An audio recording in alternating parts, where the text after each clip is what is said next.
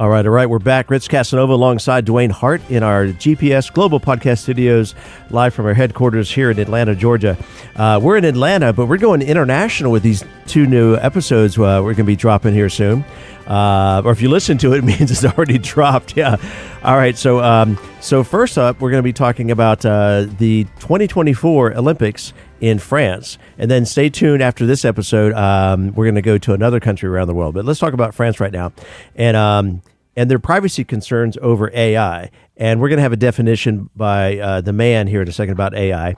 But before we introduce Dewayne, if you're not already familiar, he's actually the author of the Cybersecurity Mindset, a best-selling book you can check out on his website, DewayneHart.com, as well as on Amazon, wherever you purchase your books. It's really the handbook, the guidebook for all things cybersecurity. If it's of interest to your company or business, you want to pursue a career, it covers pretty much everything A to Z.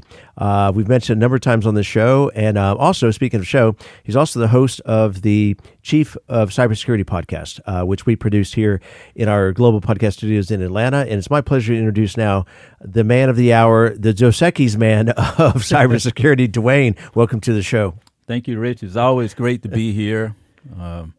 I just want to say something about the cybersecurity mindset itself, and for the people that have not purchased a copy, I'm going to give you my little 2-second spin on it. It's your roadmap.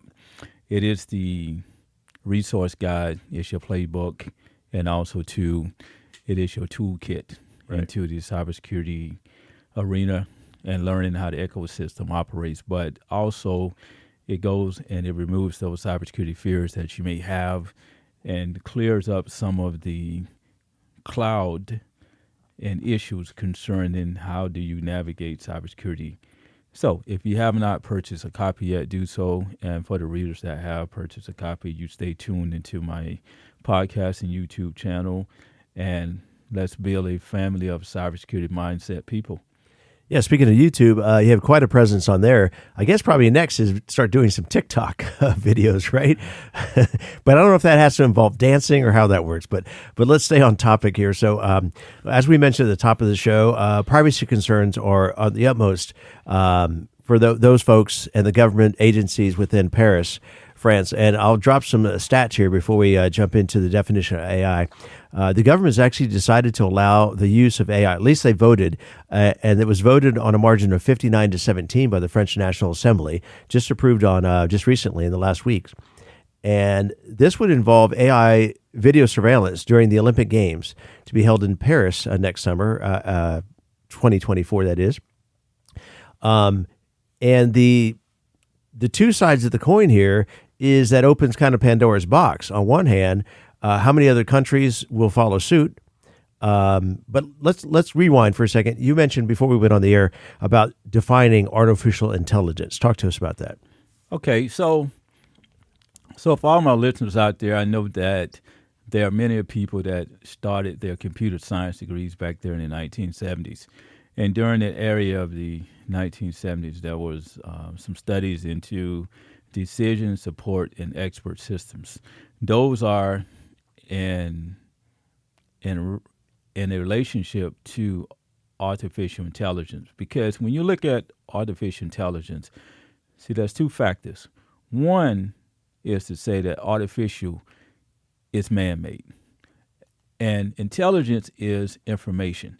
So in this context of what I'm speaking about today, when you look at artificial intelligence, it's nothing more than robotic software.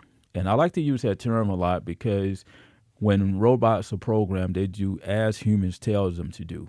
Now, artificial intelligence is a program platform that do exactly what humans tell them to do. And artificial intelligence rely on machine learning, which is the computational way of trying to figure out how information should be processed and how the data analysis information. So you can think of machine learning like the electronic brain is what I found in my studies. is what artificial intelligence operates under. So if you look at artificial intelligence, it is a robotic software that is man-made, but underneath that, you have machine learning, which is your computational way of figuring out all your algorithms and all the other computer science pieces that it takes to get that software program to operate. Now we use artificial intelligence platforms all across cybersecurity for threat analysis, and we use it for anything that has to do with data analysis as well. And also, too, with surveillance is one of the ways that it's used as well, too. Speaking of that, that's where some of the controversy comes in. So a great segue. But rewind for a second. You were mentioning about machine learning, and it sounds, sci-fi and very, futuristic and hard to wrap your head around sometimes.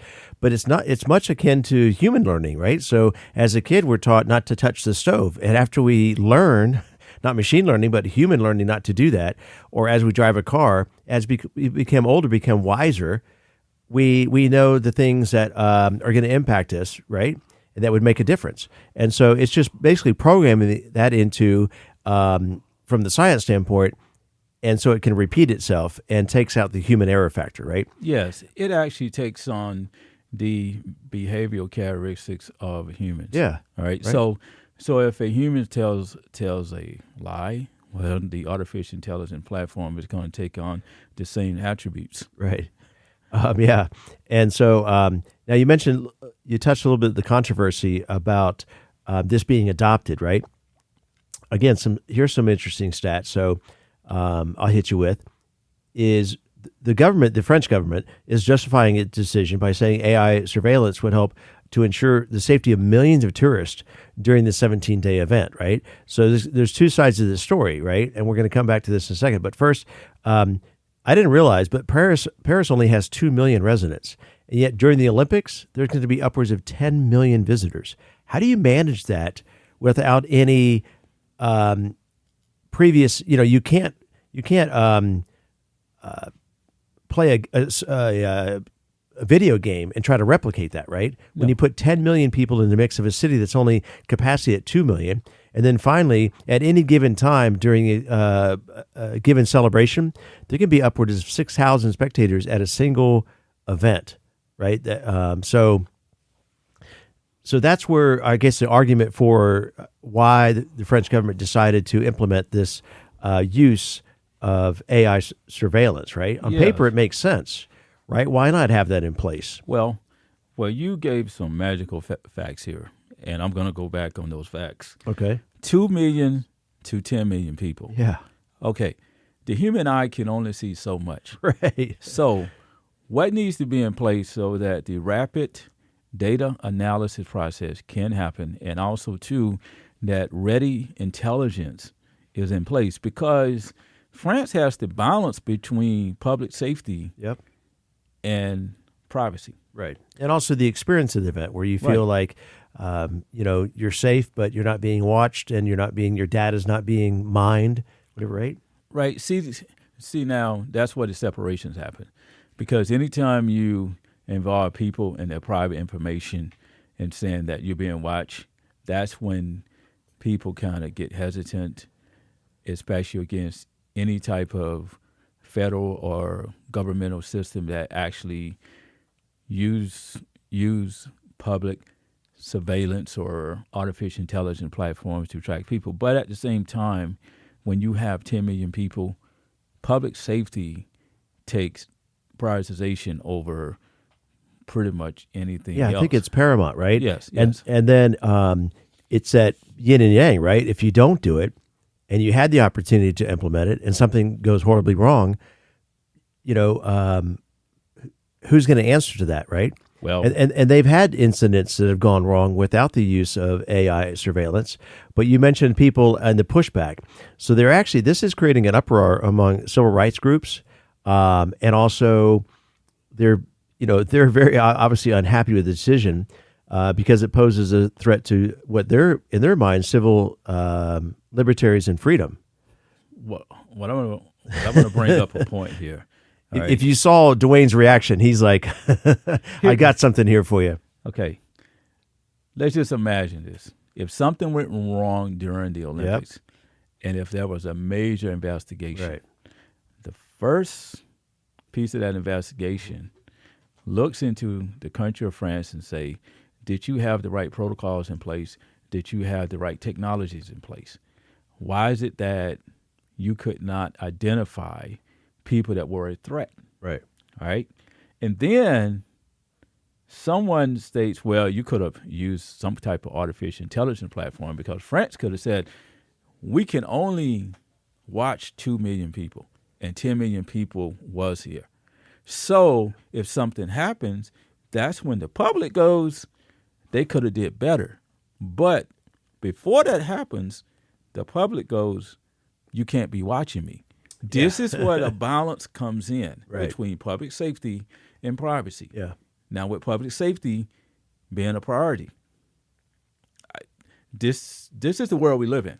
Exactly. It's reality unless you live right. somewhere else. But we've been mentioning this, throwing around these numbers of 2 million versus 10 million. So the 2 million, not all of them, but if we kind of just run with this here, is they're local, so to speak. They know the environment. They know the patterns. They're wired to, that phrase of like, if you see something, say something. Right. But the 10 million, we're talking about 12 million now. The other 10 million are foreigners, people that don't typically, that are probably maybe first time to Paris or to France, or certainly they don't live there. So they're not aware of the norms.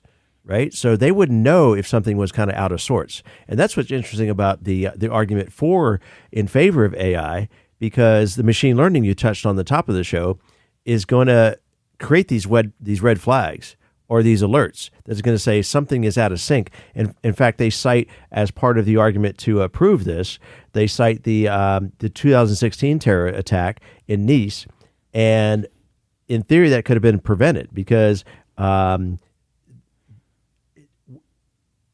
They had a situation where a truck, plowed into a crowd. Uh-huh. That would have been picked up from AI as abnormal and would have triggered the manpower and the first responders to react to that, right? But if you don't have that intel, then that's repercussions. Yes or yes? You are 100% right. And I want to bring into a discussion of something else about humans. It's only so much that humans can see with their eyes, right? When you have 10 million people that are moving around in different directions, you may have a list of someone that is, a suspect or pretty much a major threat, but you have to go through a crowd and look through video feeds and try to identify a person. Now, imagine if you had an artificial intelligence platform that rapidly accelerates the process and can identify someone early. Because part of cybersecurity is to prevent issues from occurring, but to do things in an early format. And this is part of your predictive analytics, right? Right. It's saying that this person looks like a potential threat because they're wearing a black coat and it's 130 degrees outside. right. So that, unless unless it's a picture of the turn of the century, the 1900s, they used to do that, which baffles the mind. Yeah, you're right. That would pick up and trigger, like, kind of raise their hand, and then it's response of the local authorities of how they react to that. What is their protocol, right? Yes. So, one of the problems with cybersecurity is that to understand how to balance cybersecurity versus what the people want.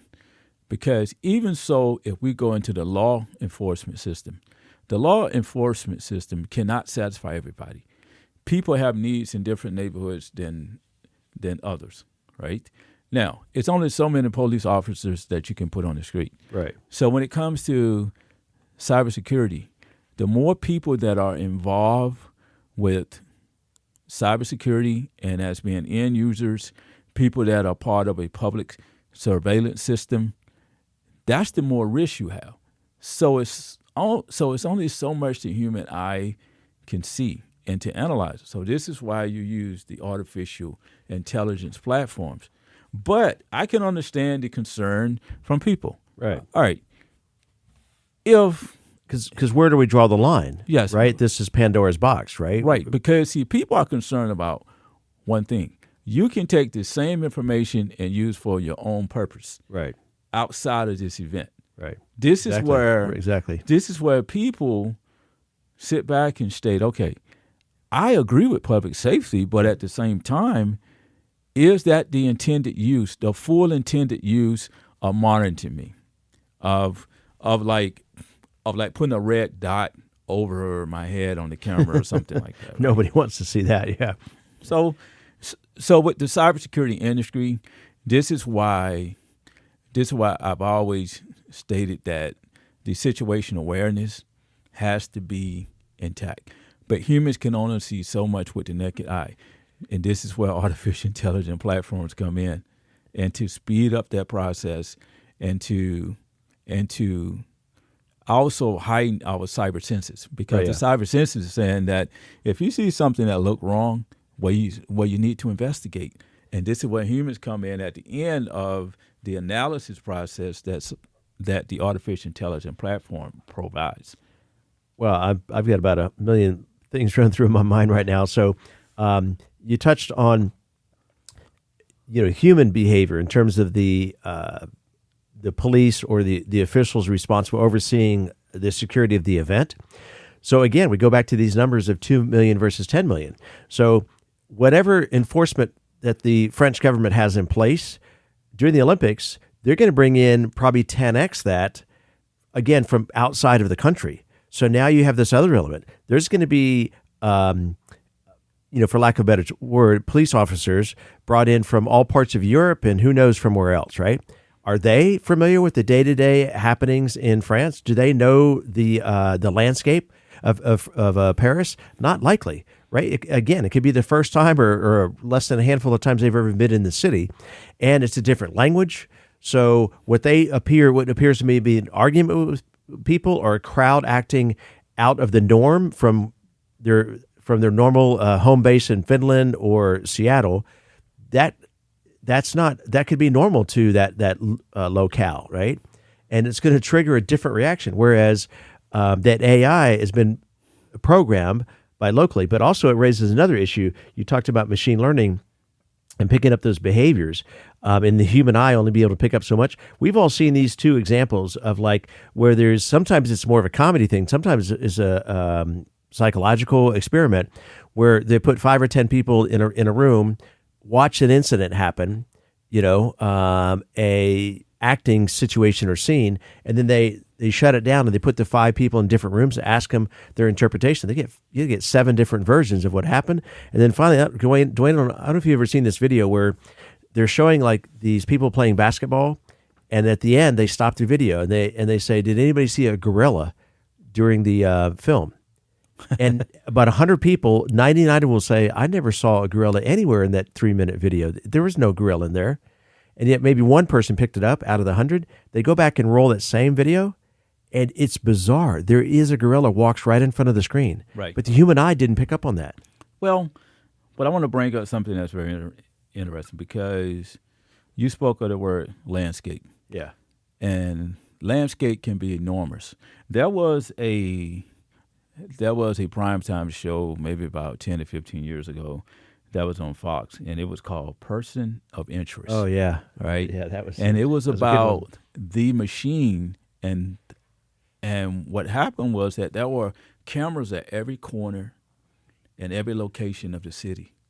So when I think about Paris and I think about the Olympics, it really brings back the show Person of Interest and the way that the machine operated, right? Now, because the machine only really knew about the landscape because of the behavioral analytics. Right. Because through behavioral analytics, you watch people and their motives, you watch people and what they say, and you look at the way that they are reacting during an event. Now, if someone is jumping up happy all the time at the event, right, they're probably less of a threat. But a person who's sitting there very sad, looking left, right, up, down, they're probably a threat. But at the same time, we all still have to look at the human element, though, and actually understand that artificial intelligence, which is a robotic software, is here not to fully replace humans, but to accelerate the data analysis process so that we can have rapid intelligence. Because intelligence is very important, because in the world of cybersecurity, as we look at the world now and looking at Russia and looking at all the nation sponsored hackers, we have to have intelligence. We have to have intelligence and information. So with these platforms now, these AI platforms probably have pictures of like known hackers, right? Right. And known terrorists. So that means if they're walking into a crowd, right, wow, they can be identified. Right. That's a big plus, right? Because if you were there with your family, would you want that person being monitored? It's kind of like where they have the ankle bracelets on somebody, right? There's certain rules apply to that. We're gonna be wrapping up here in a minute, but I know you. There's a couple points you wanted to hit on, but I wanted to bring back this machine learning situation of that's based on humans programming this, right? And they're programming it in this case for Paris and the Olympics. But we mentioned earlier, one of the concerns is that where's the end game here, right? Because this is going to other people is setting in dozens of actually EU lawmakers say the decision creates a worrying precedent, right? Because you can't put this the genie back in the bottle, right? So if they're implementing it for Paris, then all of a sudden there's an event happening in Tokyo. Let's use that same AI. It's not going to be the same as the scale of a different culture, different event, different landscape, as you mentioned. But talk about the human bias and a show that you referenced on Netflix earlier. You know what? You were actually reading my mind because I wrote it down on my sheet of paper here. I'm not artificial intelligence, but I'm getting pretty close, yeah. There's this show on Netflix called Coded Biases, right? Right.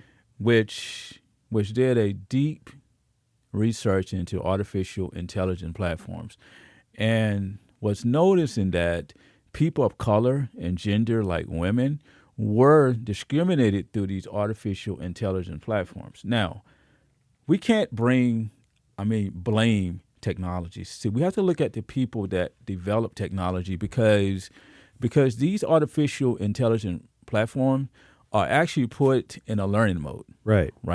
So there are different data sets that are fed to these artificial intelligence platforms. So if a recruiter discriminates against a group of people, the artificial intelligence platform takes on those same attributes. So that means that's part of the DNA of that program from the human bias. Right. So in this show called Coded Biases, the people that were developing these platforms were not people of color.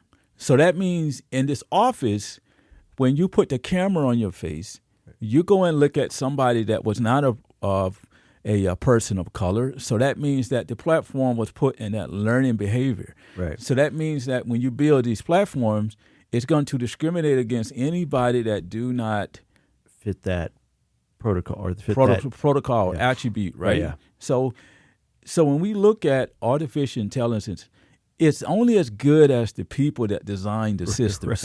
Right. So, it is a great tool for cybersecurity. And it's a great tool for recruitment. But at the same time, we have to look at these significant gaps and say, okay, we need to build a better product. Right. Because the end state of that robotic software is for public safety, is to monitor traffic and to identify the different threats and give predictive analytics to organizations so that they can defend against a probable cyber attack. Right. Or at least have the intelligence to, rather than reacting to it, kudos to the French government, at least at this point, until proven otherwise. I think, I don't want to speak for you, but maybe if you concur here, that this is in the right direction, being proactive, because stay tuned for our next episode. We're going to talk about the flip side of another country. We're gonna go to Italy next. We're leaving France here in a minute. We're going to go to Italy, and we're going to talk about a global company that is now in a reactive mode and has been there for almost a decade. Whereas, time will only tell of what the unanticipated consequences of this machine learning, artificial intelligence, monitoring a global event. On the scale of the Olympics, that's second to none. There's not a single event in the world that is on the main stage and is that large of a scale of an event, right? And why not put those precautions in place, right? I mean, it's hard to kind of argue against this, right?